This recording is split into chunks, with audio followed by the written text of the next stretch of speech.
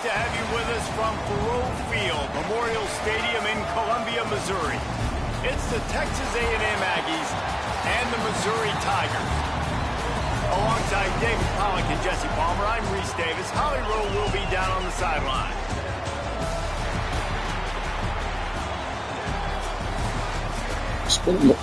Spend most of the mic. But I really got to start taking this shit Missouri seriously. about to kick off to lift the lid on this one.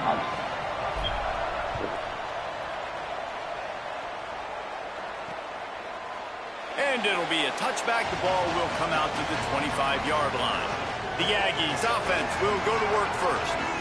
And last week, you want to talk about a guy using every tool in the back from the running back position. David, this guy did it. He was a monster. And I think when you turned on the tape this week, you saw it, man. So many different ways he can hurt you, and he can be a focal point of this offense. The defense, they know well and good of what happened last week. And their first objective this week, Palmer, is to stop that dude. Yeah, they know the entire offense goes through him. All week long, they've been stressing, tackling, staying in your gaps, waiting at the point of attack, getting as many hats of the football as humanly possible, because you can't shut this guy down. You can only hope to contain him, but what a challenge this defense faces today. Second and long here.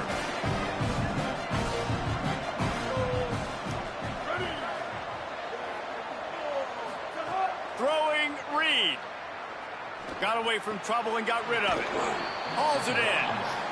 He'll step out of bounds right at the 35-yard line, and maybe they've got something cooking. The Aggies are facing 3rd and inches. Burrowing for yardage. He'll be stopped short. It'll bring up 4th down as this defense makes a play. They bring the punter onto the field now.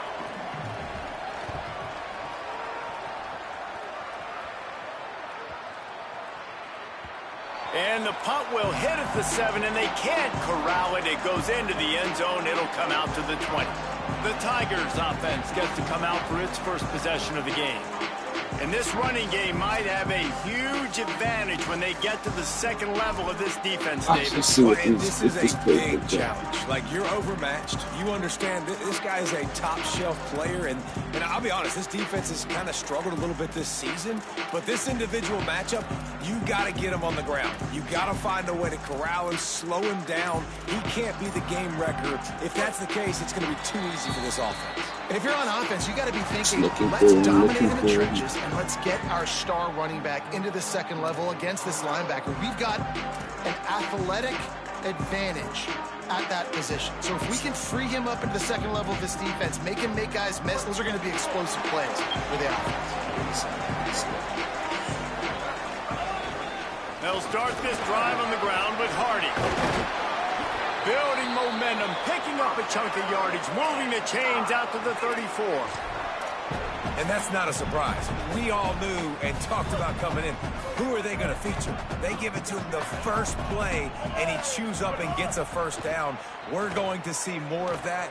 I'm excited to watch this matchup, but the defense, Jesse, they better get physical. They better get better in a heartbeat. Well, and they've got to fight some emotion right now, too, because the fans are excited. The offensive line is absolutely juiced after that opening play. They're now getting lathered up. They're now getting excited. They're pointing to the sideline. Run it again. Run the same play again. They stop him almost immediately. Short gain there, and still a little ground to cover to pick up the first. And a really nice job by the wide receiver. You run a drag route, find space. They're in zone coverage. They're not covering man-to-man. Find a little hole. Look at that QB. Y'all get on the same page. You could tell they were, and that's why they got the first down. They'll make the stop about a yard short of the first down. I like the decision. Look at this, guys. The offense appears to be going for it from their own side of the field.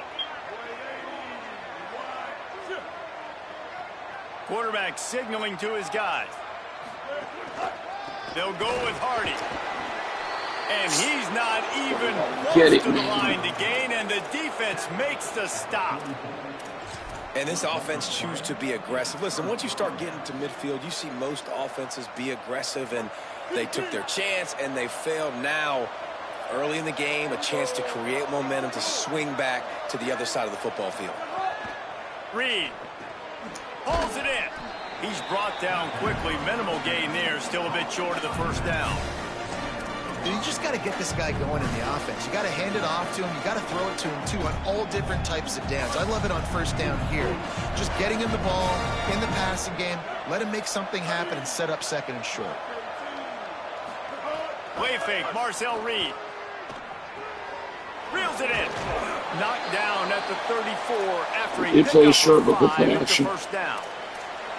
And I think one of the secret sauces from a year ago for A&M was Craver and Concepcion. They were the best 1-2 punch in college football as far as playmaking receivers. Guys that could catch it short and take it long.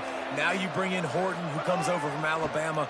This receiving core now, can they continue to grow? Can the passing game get better, Palmer, and take that next step? Well, the good news is you still got Marcel Reed throwing the football, right? A guy with tons of experience and a guy who's made a lot of big plays throughout his career. So you bring in Horton, who comes over for Alabama.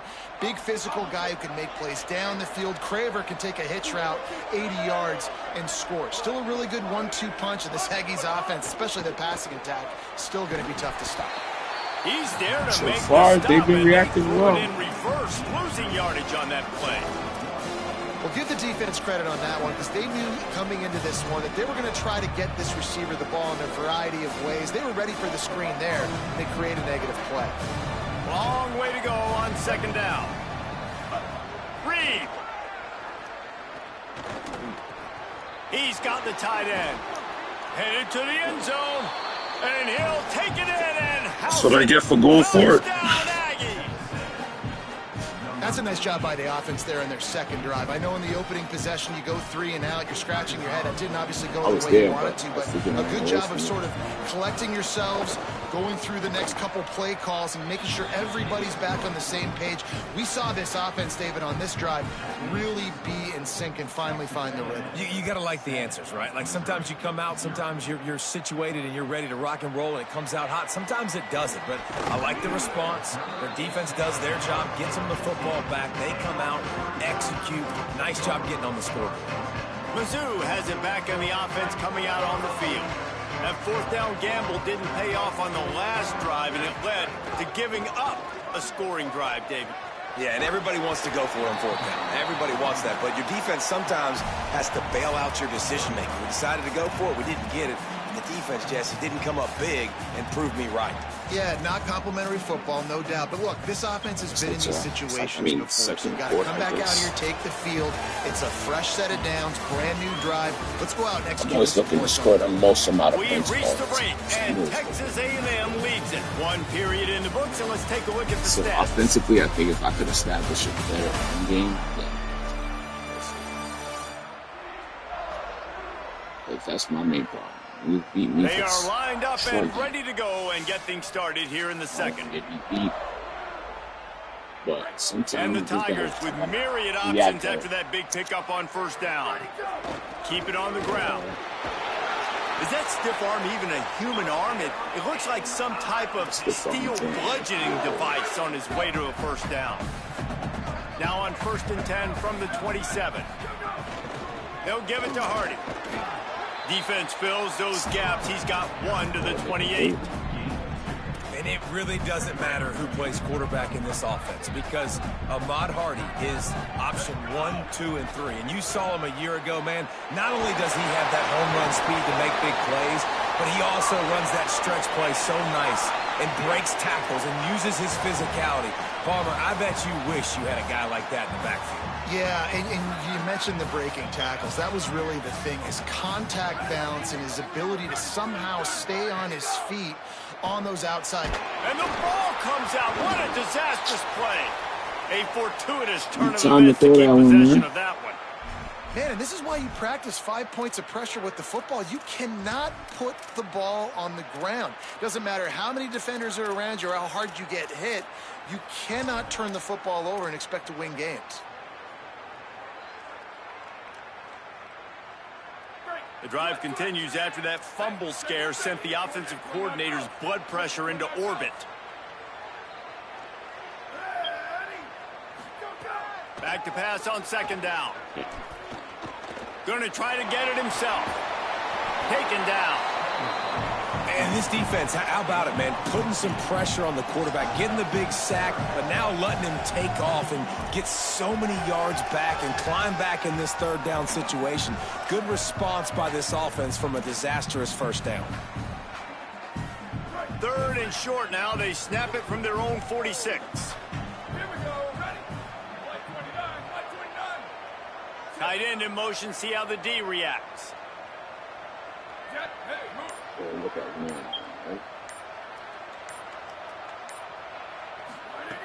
Right? In the gun, looking to throw on 3rd down. A little too much on that one, just out of his reach. 3rd and short like that on your own side of the field. You're just looking for a... Wait just a minute, guys. The offense looks as if they're going for it in their own end. Making the adjustment. Snaps on 4th down. He's brought down, but not before he picks up the 1st down and a gutsy call to keep this drive alive. Mizzou coming out with a fresh set of downs. Here's a give to Hardy. Brought down at the 30-yard line. It's a gain of 6. 6-yard pickup on 1st down. Leaves him with 2nd and 4. Motion from the wideout. And they didn't get it forward an inch. Defense. You see what I'm saying? Like little shit like that. The clock has reached the 2-minute mark, and they have a chance to at least cut into this lead before the break. Ball at the 31, 3rd and short coming. Defense trying to rise up.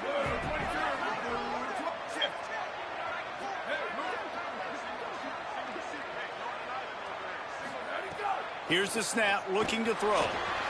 Back's got it on the screen. He is wrestled down at the 17-yard line. They've got a 1st down in the red zone.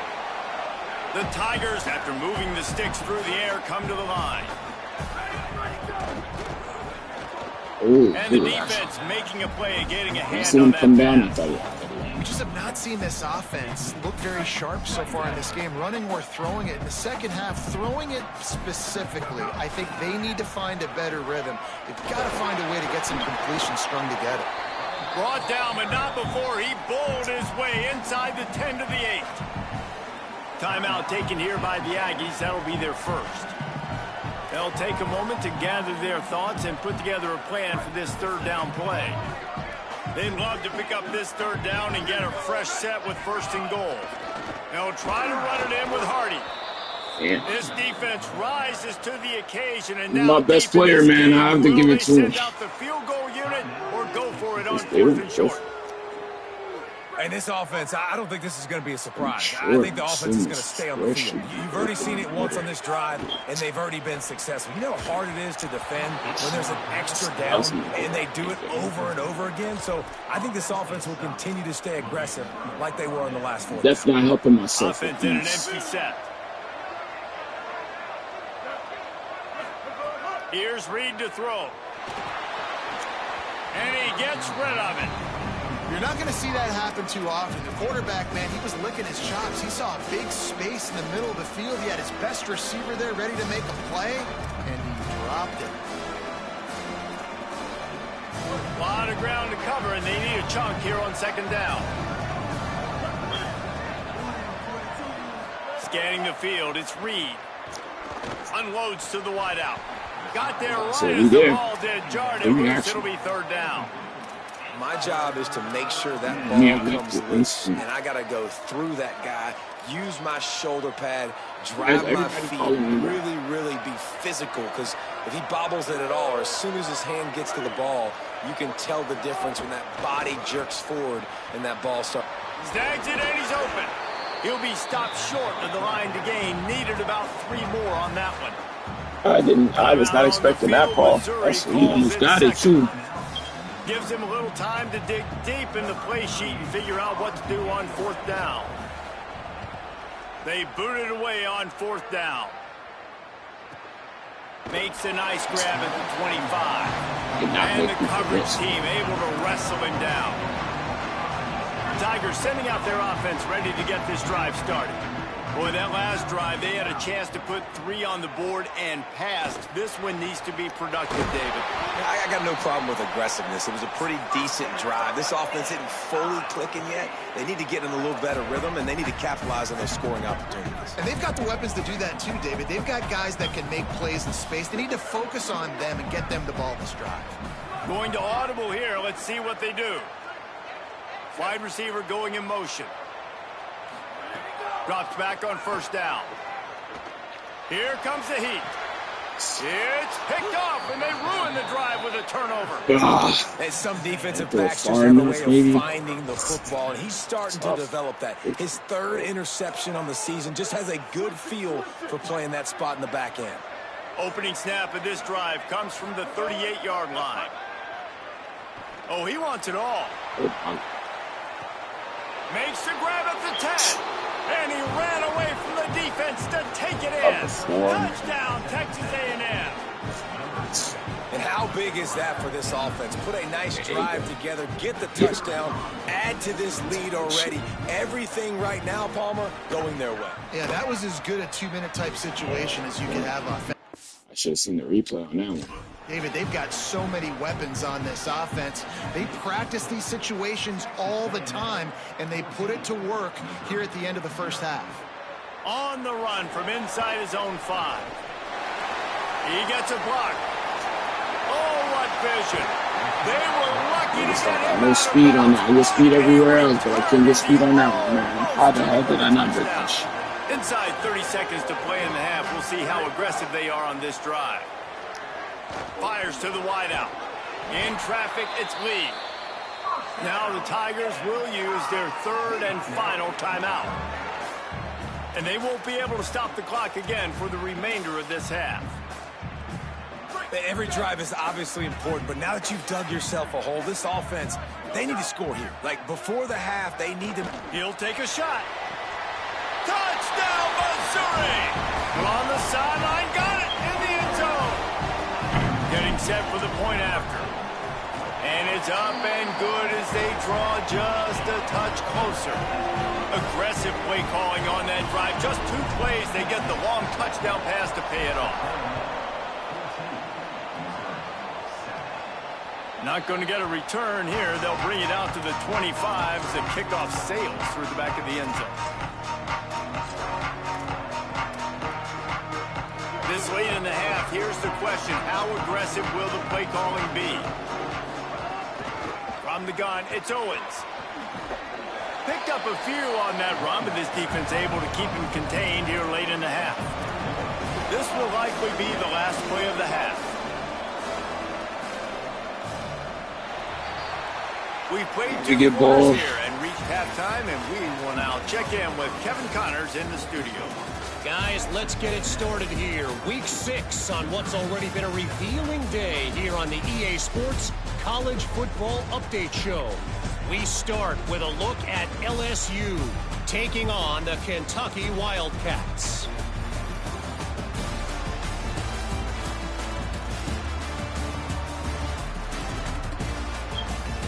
That's just enough time. You can show me this.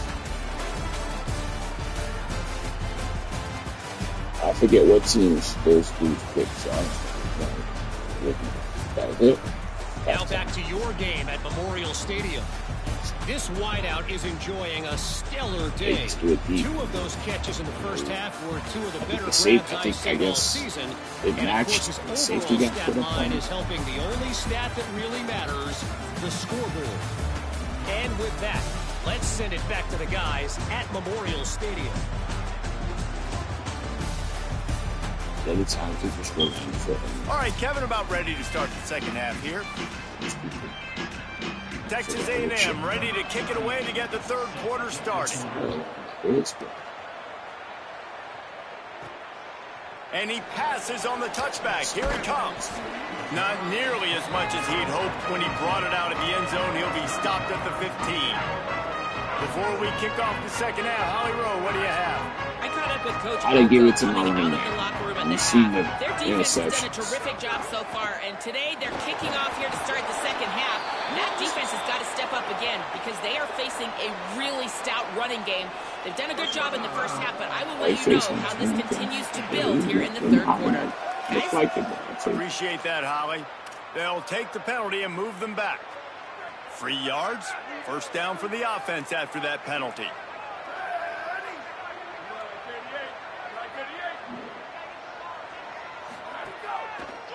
On the delay, it's Hardy. Across the 45. Across the 50-yard line. No, this is not offline, but Jesus Week. How nice is it in an offense when you can generate explosive plays by running the football? You got to force feed this guy, man. But I'm like trying to find playbooks. So far, right now, this is like a basic note. On first down, it's Hardy again. It's got a little bit of everything, but.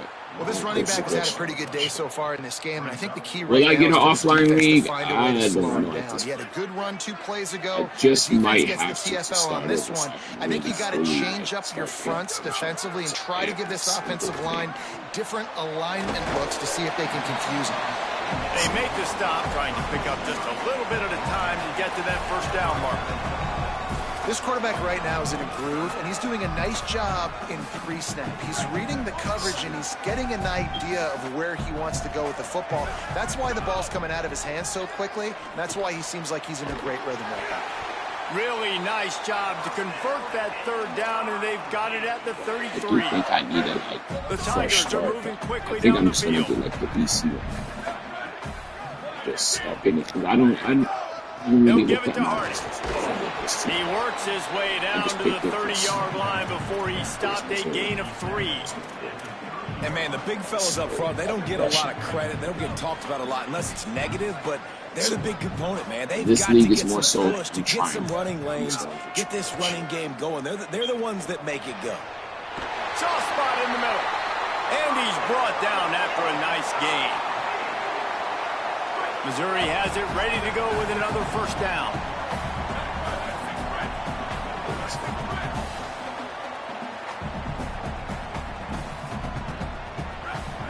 Pulls it. He'll toss it.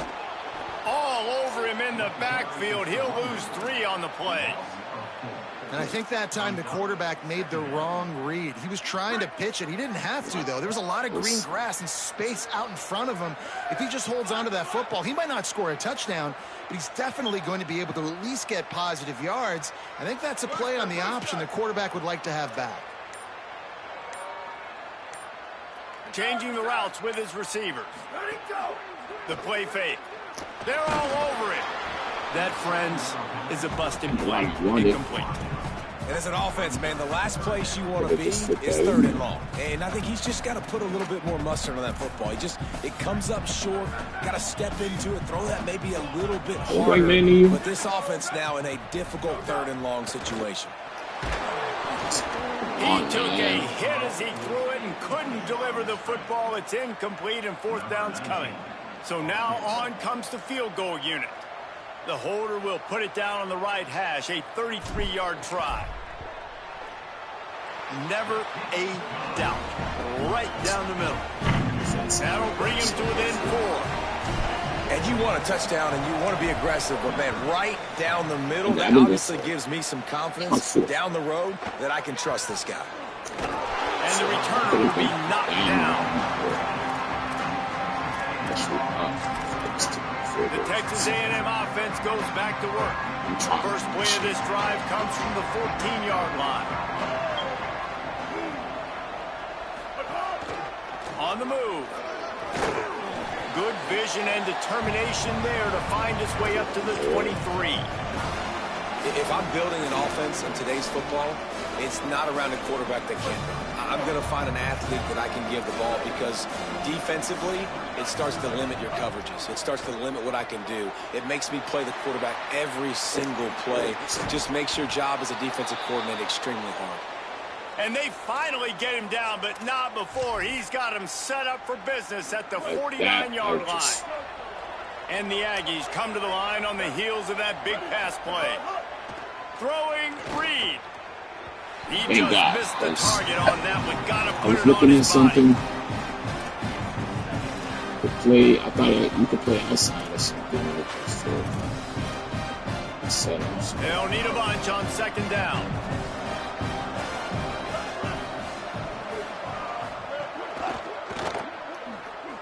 What a cut. Now he's loose. Now, you put those slot receivers in there, and here's why you do it. You back them off the football a lot of times, but who's guarding them? A lot of times those are linebackers. Those are safeties. You get those good matchups where you can feature one of your speedsters, and a lot of times good things happen. From the gun on third down, Reed. A strike downfield. Touchdown, Aggie. All that baby in and then stroll into the end zone for the score.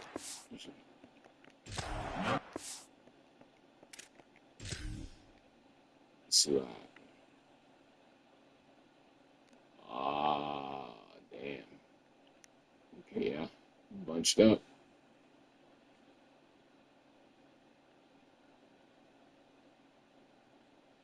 You got bunched up.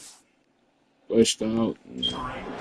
I tell you, when this drive started, the defense thought they had them in a hole. Not anymore. What a performance. And I really like the play calling by the offensive coordinator on that last drive. That was a nice mixture of running and throwing and getting different players involved. Really nice job, very poised in that play calling, and it showed up with the touchdown.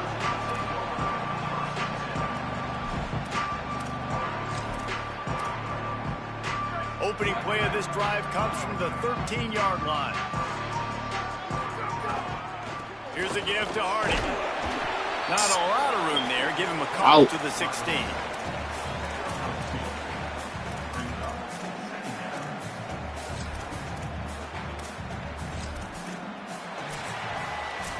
Right around the halfway point of the season, neither of these squads that we've watched today rank, but here's the top 25 as it stands right now. I'm in those formations. I want to think.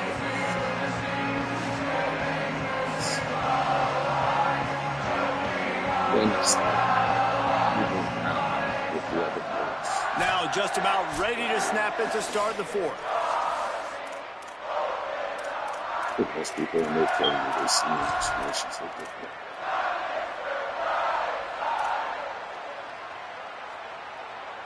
And a chance to mull things over, and let's see how they start the final period here on second down. Rid of it on the RPO. Finds enough room to get it to the 21 before going out of bounds.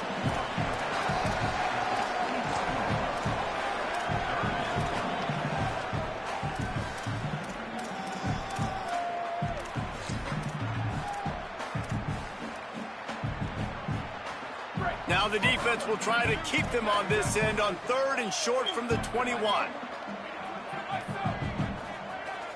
feel like they played man.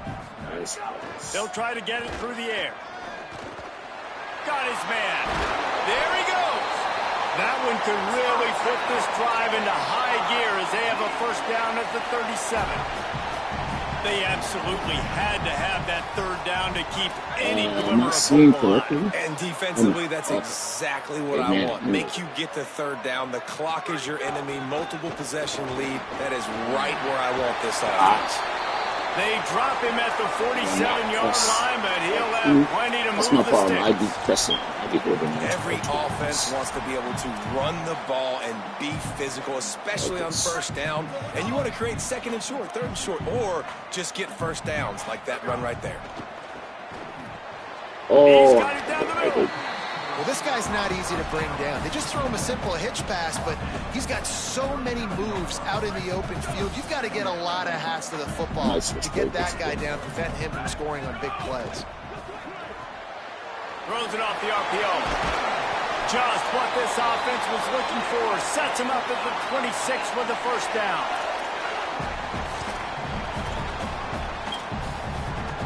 And the Tigers go back to work after moving the chains through the air. Wants to throw one first. He misses his man. The accuracy just not what it needed to be on that play. Second and long here. They'll go to the air. Left side is Lee. Inside the 15, out of bounds at the 14-yard line. The offense looking for a score. Really nice job responding by the offense here. They watched the opponent go down the field and score a touchdown on that last drive, and you can see the quarterback there in the commercial break. He's telling his guys, let's go. We're going to go get this one. Everybody lock in. And that's what you're seeing on this drive. Doing a really, really nice job. They look confident. They're trying to score a touchdown themselves. They're threatening to score, and they'll throw it. It's incomplete. He was shooting for the end zone right there.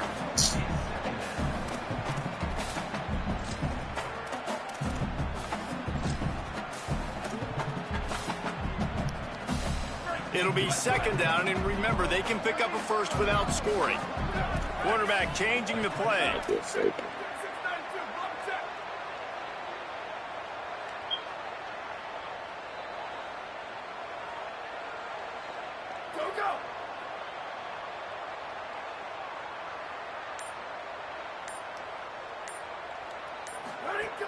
Off-play action.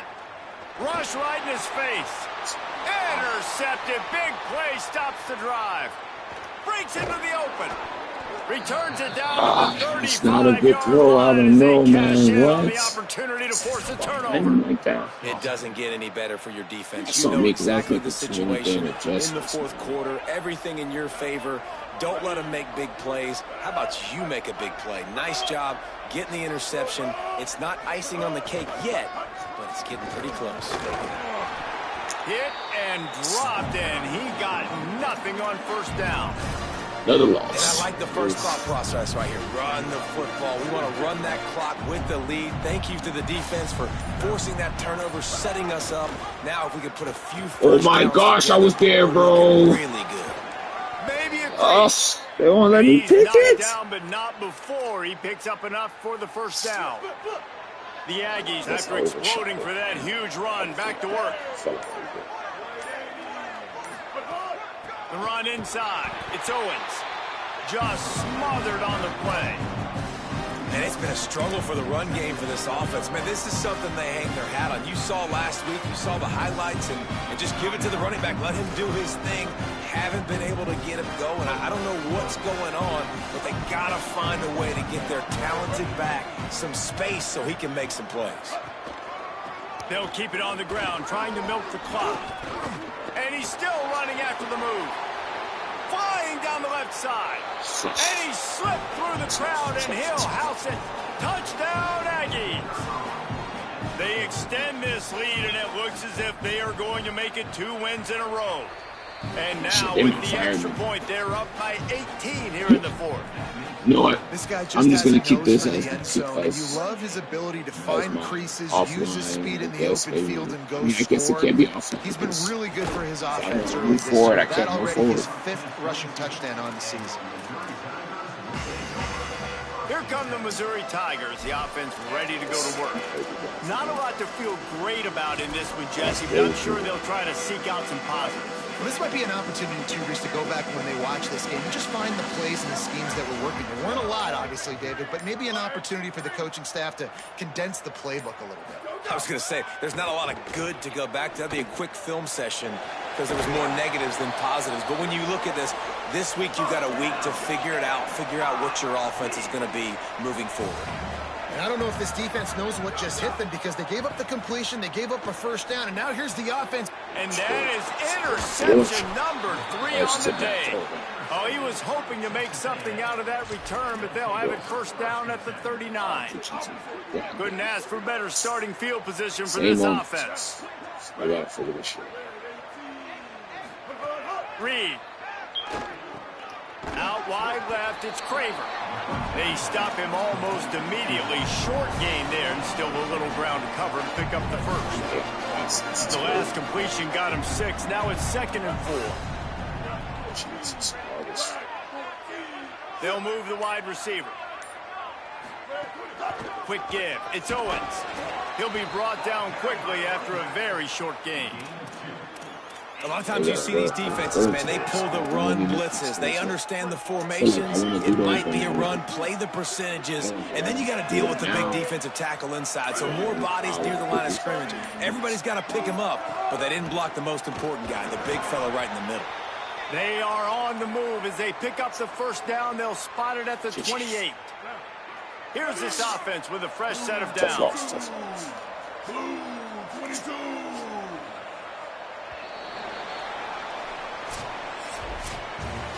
Oh, that was a pretty rough showing there by this team. Just couldn't find a way to get things going and come up with the win.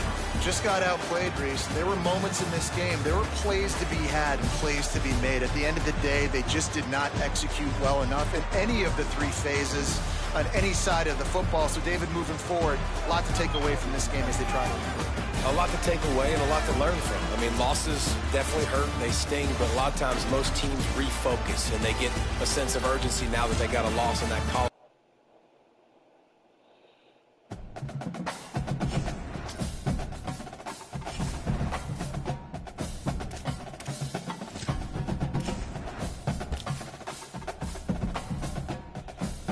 All right, so I've been letting the CPU do shit, honestly. But if I go through this now, it's like,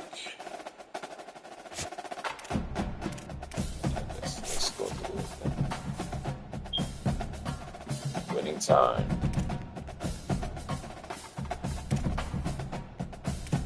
What is it?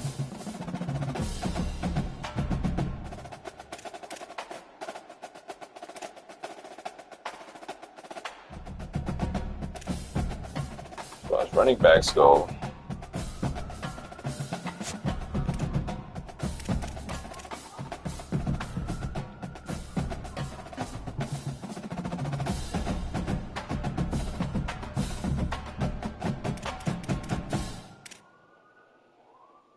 the backfield threat.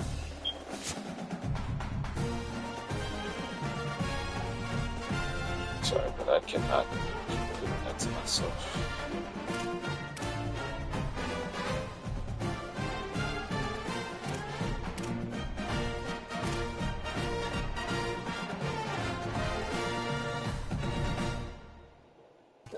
Locked out anyway.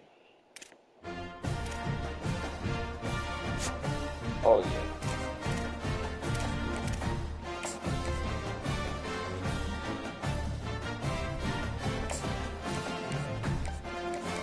Coach Prestige is going down though. Jesus. Losing these games.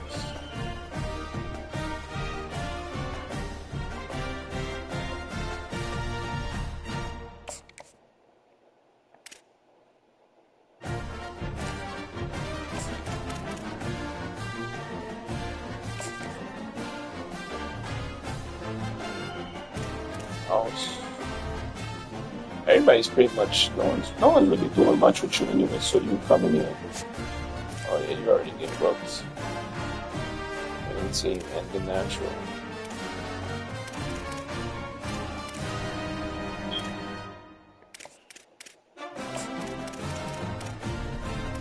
Take the 50 out. Oh, not even getting them. Can I do hard sell now? I mean that high though. The rest of you too. All the others.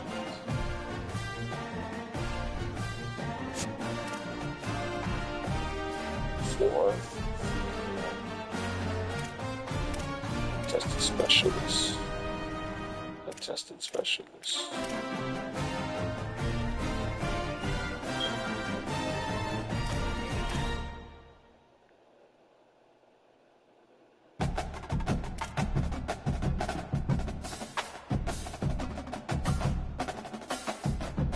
A lot of you might turn him into a tight end.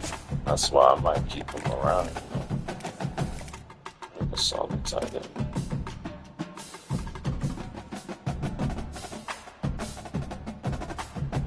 Campus lifestyle.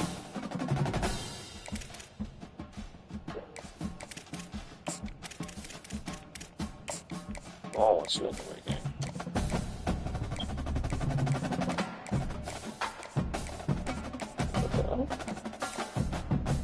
There you go.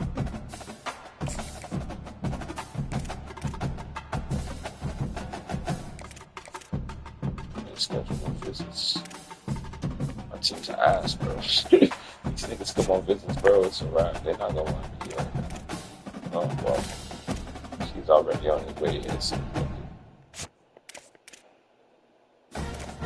Agile. That's first step. That's first step.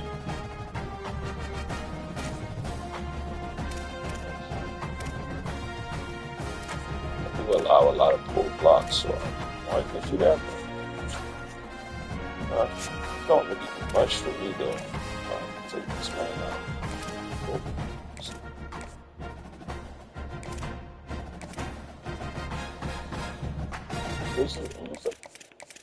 This nigga right here, yeah.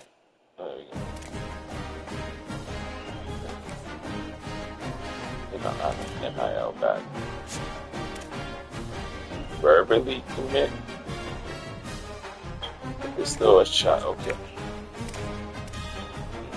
Fan favorite. We got stats that I like, but this one. I'm already up there though, and I haven't scouted. Take a chance, just keep looking hard, so.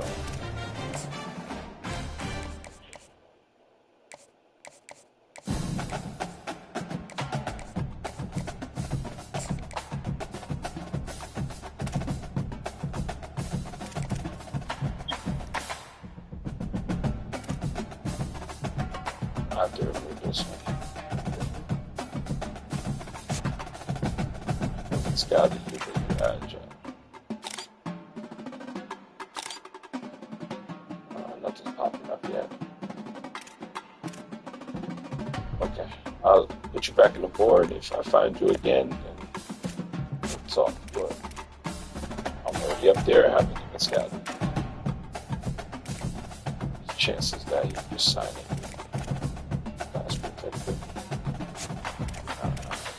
I can't do no GC.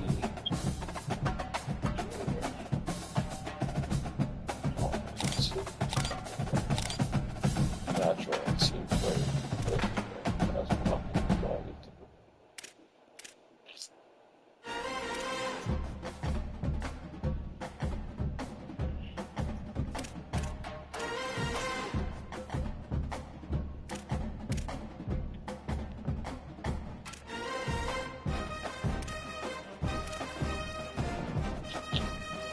Going around just in case up.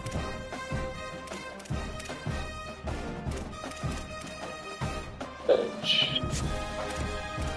So you verbally committed. And now you gotta keep. You know, championship contender, but that shit's going to go. It's got him. Like a speed rusher. Usually not big enough to play in this system that I have. Keep it as is. Got the verbal with that. 6'5". 6'5". Got it right now. 6'5" is pretty tall, but we'll come back to it.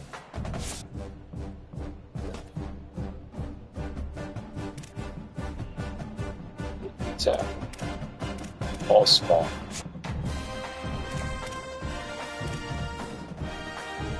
All small.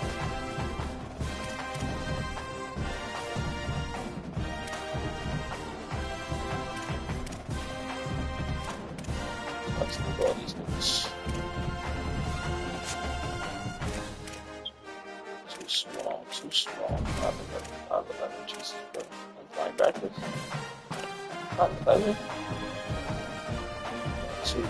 Not fast enough, big dog. Not fast enough, big dog. Okay, double fast. That's where I need to put my energy. Small though. 5'11".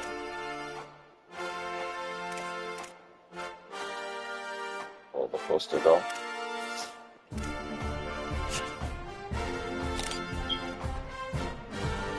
Gotta get him out of here.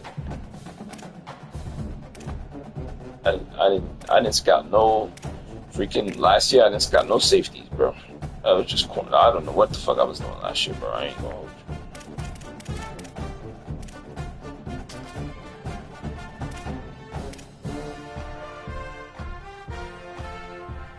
you. 11, so you can play receiver, right?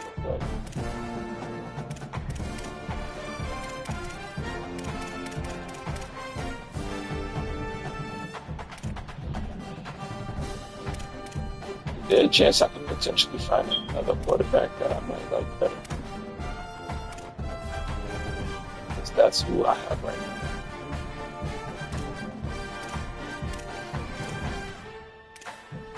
It's a pocket passer. Pocket passer.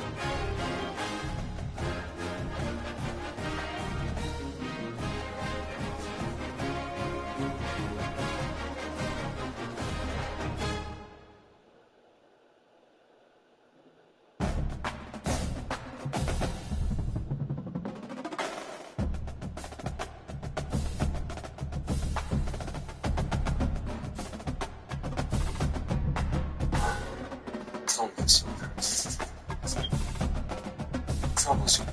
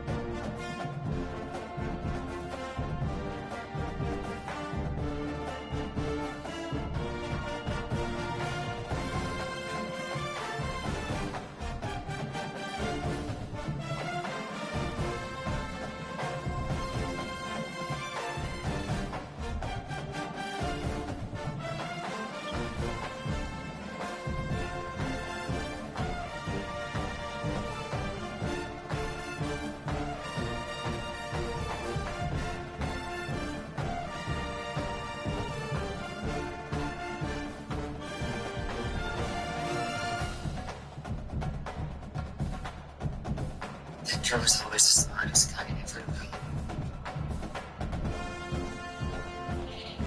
He used to be different.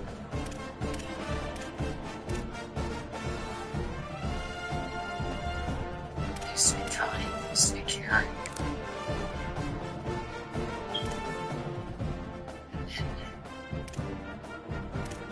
Everything you loved was taken from you. Emotions lost. Emotions. Everything was broken.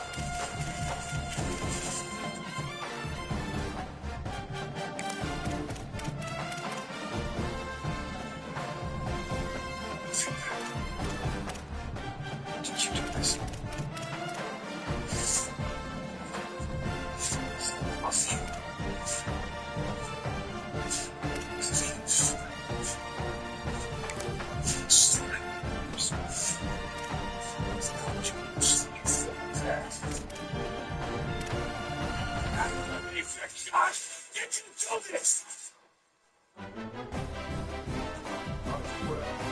Beg for help before I cut it.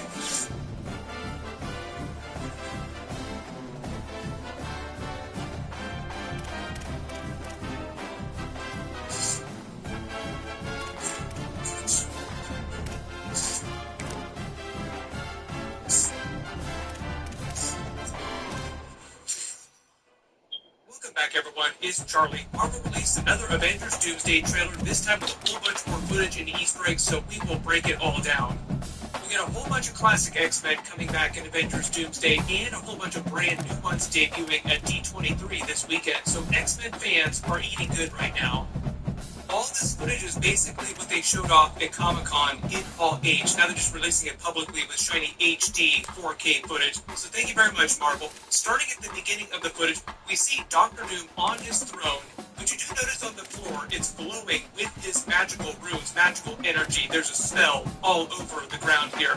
Most of the symbols we've seen in the previous Comic-Con booths that they had, and the D23 booth, which is basically just another version of the Comic-Con booth. And even though they don't appear in this trailer, we've seen a first look at the Latvian witches that are serving him in all the different colors. Like the purple color might be a version of Clea hiding out because Doctor Strange is also supposed to be working with him. This is supposed to be what he looks like in the movie. There's another mystery character in brown that might be Ravonna Renslayer because she is coated in brown during the Loki series, like heavy brown coloring. Then there's another green Latvian witch that might be a mystery, might be a version of Peggy Carter or another character that we know because they're all wearing different versions of Doctor Doom armor and mask. I think they had a big surprise when they do a massive rip reveal in the film. Like, oh my gosh, this character we've known this whole time is suddenly helping Doctor Doom. And they just played up like a big heel turn in the film. Or the idea that Doctor Doom is holding them hostage and forcing them to work for him, help him.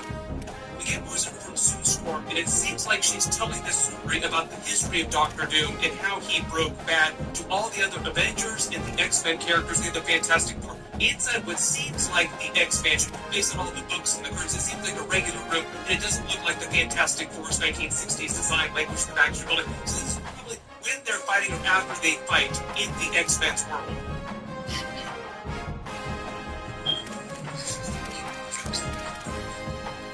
She says Victor was the smartest guy in every room. He used to be different, he used to be kind, he used to be caring. Then one day, everything he loved was taken from him. They do a really cool custom version of the Marvel Studios logo reveal with light behind it, as if the light is lighting the Marvel Studios logo. And it's very Doctor Doom coded. Like they want this to be a Doctor Doom trailer all about his character. We get a shot of Magneto listening to her. His arm is in a sling, probably because it's after their fight. He hurts his arm during their fight.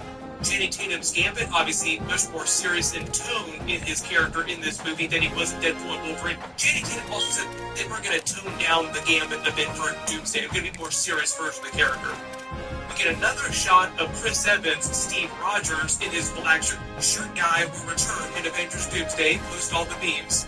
And which says everything was taken from him. We see a version of the poster that they released a while ago with him with his hand on the giant picture, and it's a broken world with a crack through it with, I think this is meant to be his wife and child who died at some point because of an incursion. And later in the trailer when he's talking about, you're all living stolen lives, I'm taking them back from you, it's because he blames an incursion for everything that's happening in present day. Like, maybe something happens with Captain America causing an incursion that leads to other developments in other people's lives, and he feels like that's cheating, and he wants to take that back from them because he lost his family and everybody else gained these other families. My assumption is the castle next to them here is Castle Von Doom in Latveria, and that's probably where his throne is here. Like, we're probably in Castle Von Doom in Latveria. I'm not sure what's going on with the angels around his wife and child. You can let me know what you think is going on with them. We get a bigger shot of another group of characters standing together next to each other. U.S. Agent John Walker, Black Panther Shuri, Shang-Chi, M'Baku, and Namor behind them too. So Namor does help them during this big fight. Notice he's got his giant spear with him too. Then Zeus says, I knew he was lost, I didn't realize he was broken, and the trailer takes a turn as Dr. Doom comes in and just starts to spank everybody. We get a really quick shot of Thor, who now has short hair and he is sleepless again. And you do notice when the camera pans around on Dr. Doom, like it comes down on him from above, in the background, on the far left, you actually see somebody else's robes billowing. That's probably one of the other Latvian witches that we saw pictures of at Comic-Con and D23. We get a really wide shot of what looks like New York City. I think this is Central Park. The entire city has been destroyed, and it seems like it's after a major battle, like an incursion is happening, and things are being destroyed right and left. It is just another example of Dr. Doom going around destroying different worlds on his whims, trying to stop the incursions, but also build his own version of Battle World by the end of the movie, using all this power that he's accumulated from other different places. We'll get to that in a second, because I think we figured out what happens with Loki in the movie, because at D23, the TVA booth showed the TVA being all cracked and damaged, as if Doctor Doom shows up to destroy the TVA and take Loki's power. So we definitely answer a lot of questions, like why doesn't God Loki just stop all this stuff that's happening in this movie if he's so powerful? Well, he can't stop it if Doctor Doom finds a way to take his power.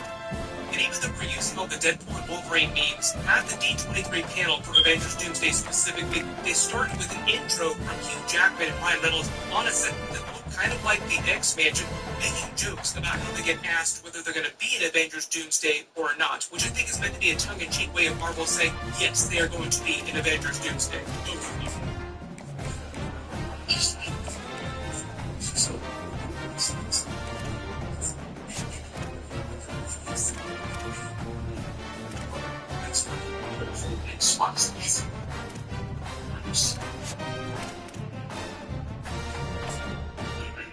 Hey, Kevin, hey, D23. I'm having a great time. Just wanted to check in. Just totally unbooked it. Just wondering if you might need some help. Rounding the conference. Balance. The coverage. The cast. To the coach. And people buying it.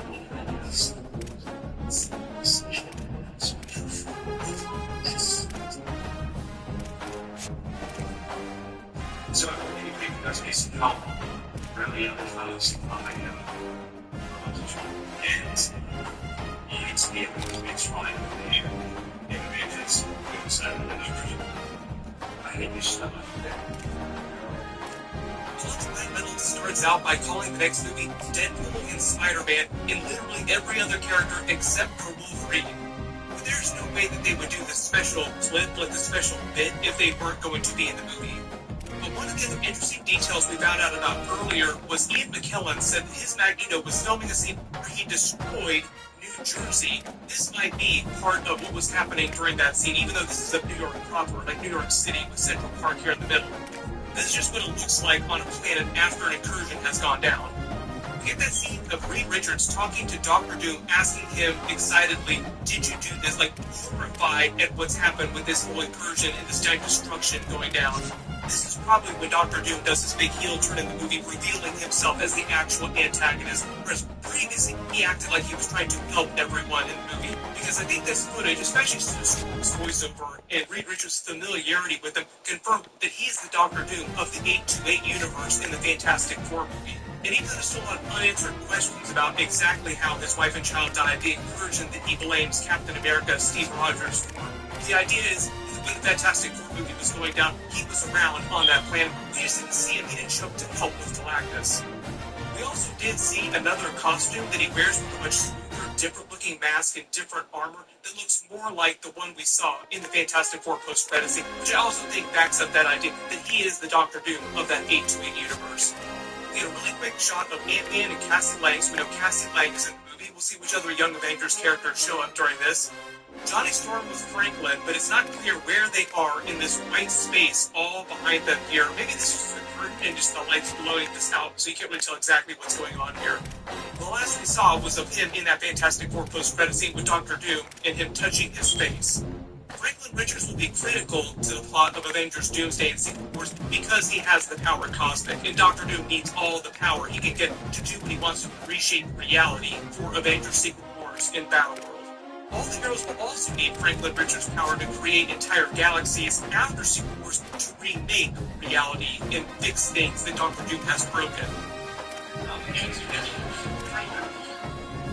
Doctor Doom then says, in his very thick Robert Downey Jr. voice, you can let me know what you think of his accent in this, because we'll play more of it.